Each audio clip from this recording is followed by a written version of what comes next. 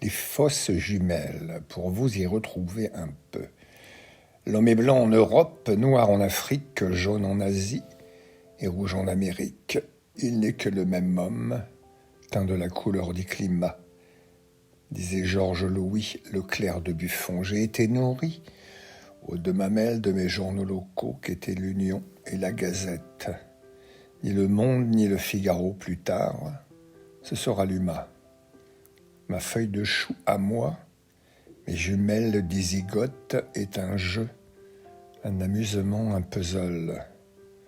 Elle ne s'adresse pas à une élite citadine qui saurait tout sur tout, qui aurait parcouru le monde et tout assimilé, voire celle qui tenterait d'en singer le modèle ou les travers pour mieux se singulariser. Le chapitre 1 essaie d'extraire de quelques données chiffrées les grands traits qui font les différences. Le chapitre 2 reprend la technique du petit poussé qui sème ces petits cailloux comme les repères qui définissent ou séparent les identités. Les petits cailloux sont nombreux, par conséquent ce chapitre est de loin le plus long, le plus lourd au plan des informations, mais pas de l'analyse. Le chapitre 3 met en valeur une sorte de singularité de nos deux pays, le désamour dont ils font l'objet et qui va grandissant. Enfin, le chapitre 4 perçoit un début d'explication à cette gémelléité de deux œufs dissemblables. Les deux pays imaginent devoir remplir à travers un mode de gouvernance impérialisme une sorte de messianisme, sauf que les temps anciens sont révolus. Ils ont par ailleurs largement eux-mêmes contribué à les abattre.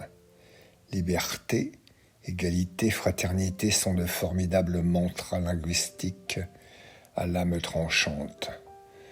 Mes références vont de l'ouvrière d'usine, artisan, cadre de l'industrie militaire ou pétrolière, international, simple soldat ou colonel des forces de marine, ambassadeur et diplomate, caissière, agent de la CIA ou de service français, fils de guide de la Révolution, prince du royaume des sables, chauffeur-livreur bédouin, infirmière des ou professeur des écoles, manœuvre enfin sur chaîne d'embouteillage.